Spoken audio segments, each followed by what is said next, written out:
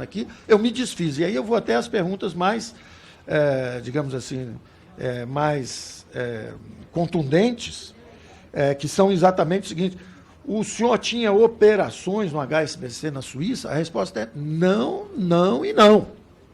Eu não precisava nem falar isso, mas a resposta é não. Eu não estou lá, eu não passei por lá, eu não quero saber do que está acontecendo lá.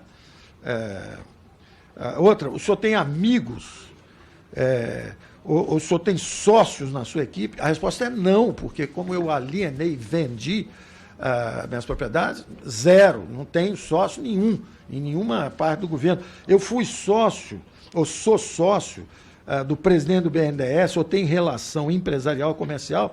Não, não e não. Não. O presidente do Banco Central? Não. O que tenho em comum com o presidente do Banco Central na verdade, eu era um admirador e um amigo pessoal do avô.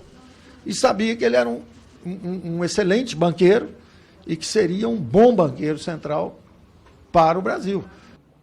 Perfeitamente, deputado. Bom dia, deputado Afonso Mota, deputado Áureo Ribeiro. Vossa Excelência tem 8 minutos. Obrigada. Quero cumprimentar os presidentes das comissões. Dizer ao ministro Paulo Guedes que nós esperamos meses pela sua vinda, ministro, porque, de fato, não é natural ter a principal autoridade responsável pela política monetária no país, que é parte do Conselho Monetário Nacional, que é o gestor do Ministério da Economia, que determina as diretrizes da agenda econômica do país, que seja diretamente beneficiado pela sua ação desastrosa à frente do Ministério da Economia. O senhor me desculpe, mas o senhor vir aqui no primeiro bloco, eu ouvi todos os blocos, dizer que coloca seu dinheiro em offshore para não pagar imposto é quase um tapa na cara do povo brasileiro, que paga tributos, os pequenos e micros, que são,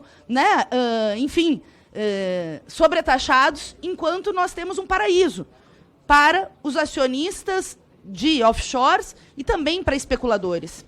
O senhor disse que se o dólar chegasse a R$4, R$5, teria que ter acontecido muitas tragédias. Eu quero lhe lembrar que o dólar chegou a R$5 antes do Covid.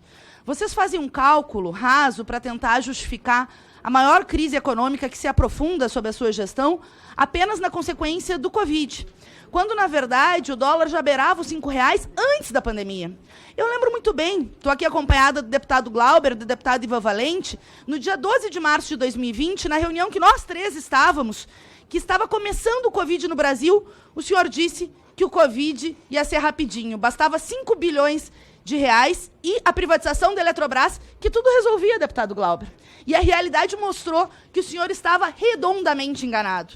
Redondamente enganado e teve que ser derrotado pela Câmara dos Deputados para ter o auxílio emergencial de R$600 e o duplo benefício de R$1.200 para as mulheres, chefes de família. E nós seguimos na luta para não privatizar a Eletrobras, porque o seu governo também é responsável por um enorme aumento da conta de energia que vai piorar se a Eletrobras for privatizada. O seu governo é responsável por uma inflação de 4 dígitos. A sua condução da política econômica é responsável por as pessoas estarem pagando os alimentos às alturas. 40% de aumento do arroz. O Brasil, que é o terceiro maior exportador de grãos, justamente porque é lastreado no dólar. E o senhor diz que não tem nada a ver, são seus investimentos, a offshore. O senhor não tem vergonha de ter ganhado 1.200.000 de lucro pela alta do dólar em 4 dias, ministro? Quando o senhor era ministro da Economia, e o povo brasileiro sendo escrachado com a sua política, pagando mais de R$7 o litro do combustível, mais os servidores públicos tendo que lutar toda semana em Brasília, porque o senhor, com a sua farra, do ponto de vista pessoal, no sentido dos lucros, o senhor segue querendo atacar os servidores de carreira, que é quem salvou vidas na pandemia, ministro. Se dependesse do seu presidente e do senhor, a pandemia teria sido muito pior. Presidente que se aliou com o vírus, combateu a ciência, combateu a máscara. Aliás, os únicos que passaram todo o evento aqui sem máscara e contra as normas da própria Câmara são justamente os expoentes da extrema-direita aqui na Câmara dos Deputados, os que boicotaram a vacina, os que tentaram, de todas as maneiras, inviabilizar as medidas sanitárias. Mas a crise anterior da reforma da Previdência, que o senhor disse que ia gerar milhões de empregos e trouxe um calvário para o povo brasileiro. O senhor mente nos dados de emprego, todo dia são dados oficiais do governo sendo desmentidos em cerca de 50%. Nós tivemos enormes perdas no mercado de trabalho. Enquanto isso, o senhor era beneficiário. Porque evidente que é ilegal. Conforme o artigo 5º, o senhor não poderia, ministro. O senhor não poderia. O artigo 5º do Código de Conduta da Alta Administração Federal, instituído em 2000, que proíbe funcionários de alto escalão de manter aplicações financeiras no Brasil e no exterior passíveis de serem afetadas por políticas governamentais.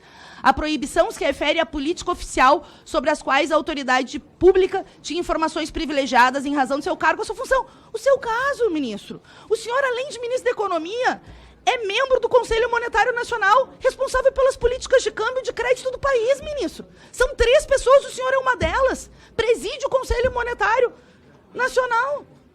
Mas, por favor, como é que não tem conflito de interesse? Mas mesmo que não fosse legal, e aqui obviamente é legal, seria indecente, imoral o senhor ser beneficiado pela política econômica que o senhor defende.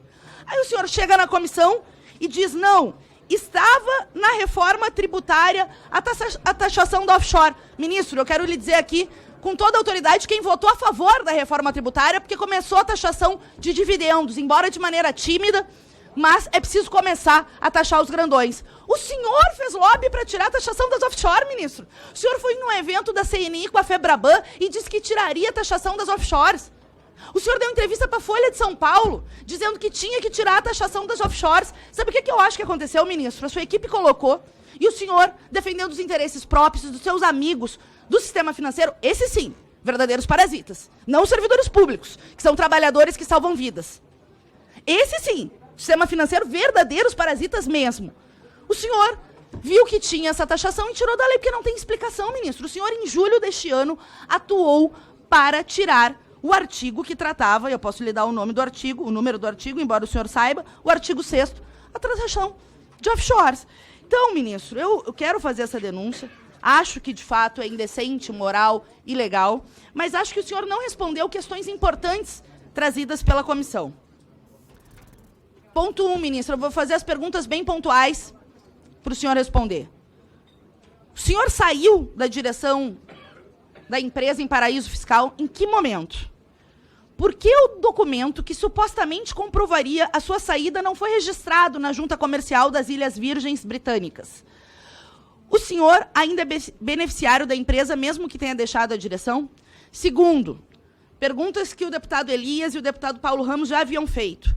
A sua filha, Paula Drummond Guedes, ainda permanece na condição de diretora de uma empresa sua, localizada em um paraíso fiscal nas Ilhas Virgens Britânicas? Se sim, ministro, por que o senhor omitiu na declaração confidencial de informações esta informação? E terceiro, os deputados lhe fizeram uma provocação correta, porque quando a revista Piauí, e eu quero dar os créditos ao jornalismo investigativo no Brasil, que vocês tanto atacam, porque é um governo que é inimigo da liberdade de imprensa, a revista Piauí trouxe a notícia do senhor e do Roberto Campos Neto como, titulares de contas em offshores, conhecidos como paraísos fiscais, que pagam menos tributação, além de que, nesses paraísos fiscais, pelas informações sigilosas, os paraísos fiscais recebem muito dinheiro de contrabando, dinheiro sujo. Vocês sabem muito bem todos as máculas ou o conjunto de atividades criminosas que os offshores muitas vezes contêm. Mas houve essa informação e o ministro Roberto Campos Neto disse que informou 6 meses depois a Comissão de Ética a sua condição de acionário, que havia deixado de ser. O senhor falou que havia entregado 10 dias antes da sua posse como ministro, mas nunca entregou esses documentos. E a Comissão de Ética diz que é sigiloso, mas que sigilo é esse, ministro? O senhor, maior autoridade da política monetária e econômica do país, beneficiário de uma política econômica antipovo que faz o senhor enriquecer junto com seus amigos.